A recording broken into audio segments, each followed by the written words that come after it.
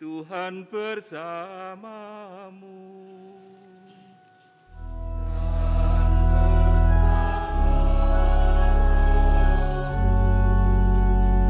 Inilah Injil suci menurut Matius.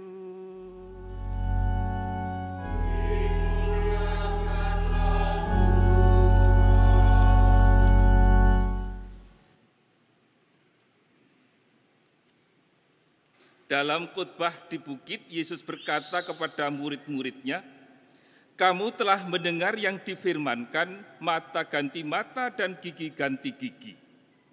Tetapi aku berkata kepadamu, janganlah kamu melawan orang yang berbuat jahat kepadamu, melainkan siapapun yang menampar pipi kananmu, berilah juga kepadanya pipi kirimu.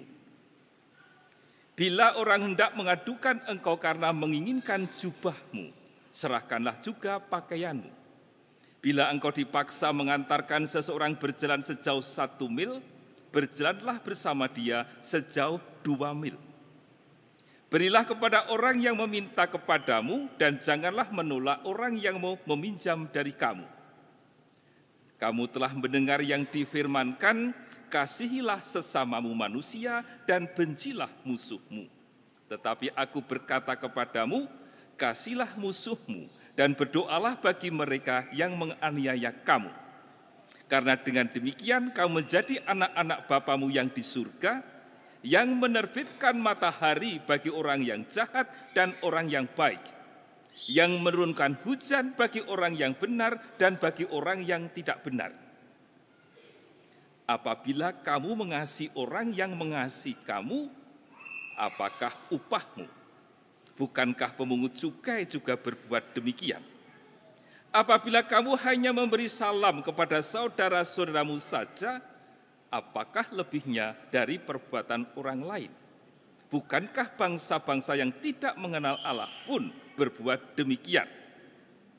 Karena itu, haruslah kamu sempurna sama seperti Bapamu yang di surga sempurna adanya. Demikianlah sabda Tuhan.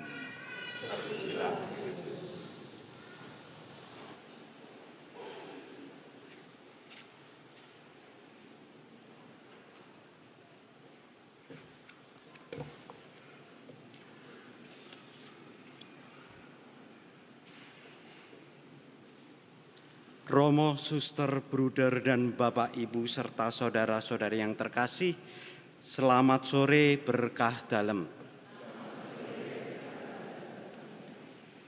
Pada misa minggu biasa ke-7 kali ini, kita hendak dihantarkan dalam masa persiapan untuk memasuki masa pantang dan puasa.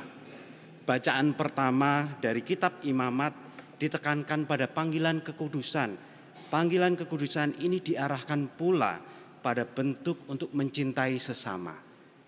Dalam bacaan kedua, Rasul Paulus sendiri memberikan pesan yang cukup kuat kepada jemaat di Korintus.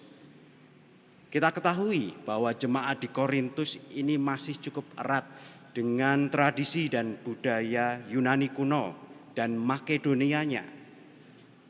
Maka perlu diberi perhatian lebih oleh Rasul Paulus. Maka panggilan kekudusan itu oleh Paulus kemudian dinarasikan dalam setiap pribadi manusia adalah bait Allah sendiri, yaitu tempat persemayaman Allah sendiri. Ini tentunya menjadi tantangan bagi jemaat Kristen di kota Korintus dengan tradisi dan budaya Yunani yang masih melekat dan mungkin bertolak belakang dengan nilai-nilai kekristenan masa itu.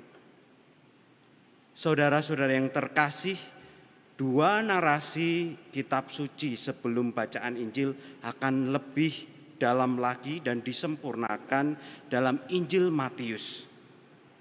Kita mendengarkan bahwa kita diminta untuk memberikan pipi kiri apabila pipi kanan kita ditampar.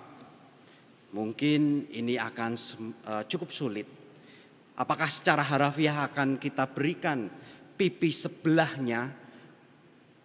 Kemudian dinarasikan pula dalam bacaan Matius ini, Kita diminta untuk memberikan pakaian apabila jaket luarnya atau jaket yang melindungi kedinginan kita itu diminta. Lebih dari itu. Bahkan apakah kita akan segera berjalan sejauh 2 mil jauhnya jika diminta untuk mengantarkan 1 mil jauhnya.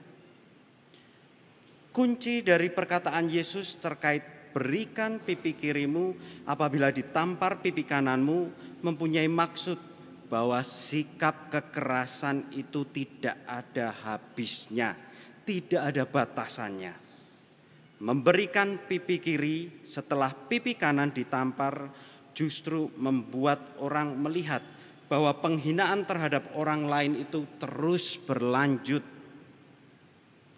Yesus hendak menerangkan bahwa kekerasan macam itu harus dihentikan.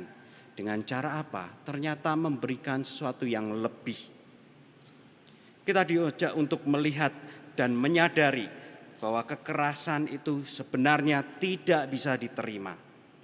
Sebagai umat Kristen, kita diarahkan untuk memberikan diri secara lebih demi menghentikan penganiayaan tersebut. Saya sebagai Yesuit muda dan baru mempelajari lebih dalam lagi latihan rohani, Santo Ignatius Loyola memberikan gambaran untuk mencapai kekudusan macam itu. Santo Ignatius Loyola kemudian memberikan sebuah istilah mungkin cukup asing didengar di telinga kita. Istilahnya adalah semangat magis. Magis di sini mungkin kita dengar seringkali terkait hal-hal yang gaib. Tetapi magis di sini mempunyai makna lebih. Salah satu bahasa khas dalam spiritualitas Ignatian. Magis yang dimaksudkan di sini adalah bukan untuk mencari ambisi, mencari kebesaran nama ataupun kelobaan, melainkan hanya untuk demi lebih besarnya kemuliaan Allah sendiri. Landasannya apa? Setidaknya Santo Ignatius Loyola memberikan 3 pertanyaan dan ini kita bisa menjadikan bahan refleksi untuk dibawa pulang setelah perayaan Ekaristi ini. Yang pertama, Ignatius Loyola memberikan penekanan sebenarnya apa yang telah saya perbuat untuk Tuhan. Sebelum Bapak, Ibu, Saudara sekalian, kita yang hadir di sini melakukan sesuatu, apakah kita sudah melibatkan Tuhan? Apa yang sudah aku lakukan untuk Tuhan? Yang kedua, saat ini apa yang sedang aku perbuat untuk Tuhan?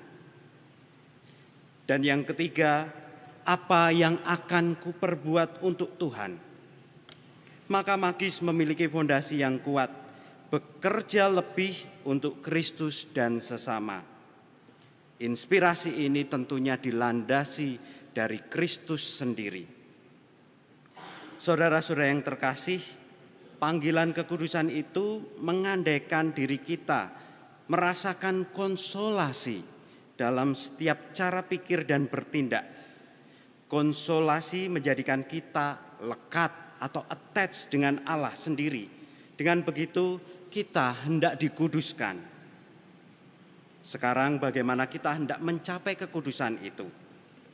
Bapak Uskup dalam surat gembala untuk persiapan masa Prapaskah dan Paskah tahun 2023 memberikan tips dan trik bagaimana kita sebagai umat beriman mampu memahami makna kedamaian demi terciptanya kekudusan. Setidaknya ada 3 kedamaian yang dinarasikan oleh Bapak Uskup. Pertama adalah damai dengan diri sendiri. Jika kita benar telah melibatkan Allah dalam cara pikir kita, tentunya kita akan melihat lagi 3 pertanyaan yang diajukan oleh Ignatius Loyola. Apa yang telah, apa yang sedang, dan apa yang akan kuperbuat bagi Allah. Maka jika 3 pertanyaan ini cukup baik direfleksikan, penyertaan Allah sendiri hadir akan dan mengarahkan kita untuk berbuat sesuatu yang lebih. Dalam surat gembalanya, Bapak Uskup memberikan penekanan bagi mereka yang tidak bisa berdamai dengan dirinya sendiri. Kondisi ini ada karena kondisi hidup mereka terancam akan kemalasan, amarah, iri hati, dan dendam. Bukankah situasi terancam macam ini kemudian mengarahkan cara pikir dan bertindak sehingga menjauhkan diri di hadapan Tuhan? Tadi kita telah menarasikan konsolasi sebagai sebuah tindakan kita lekat dengan Tuhan. Tetapi kita tidak melibatkan Tuhan, inilah sisi desolasinya. Damai yang kedua adalah damai dengan sesama. Damai dengan sesama ini tentunya diandaikan apabila kita melibatkan Allah dalam diri kita sendiri.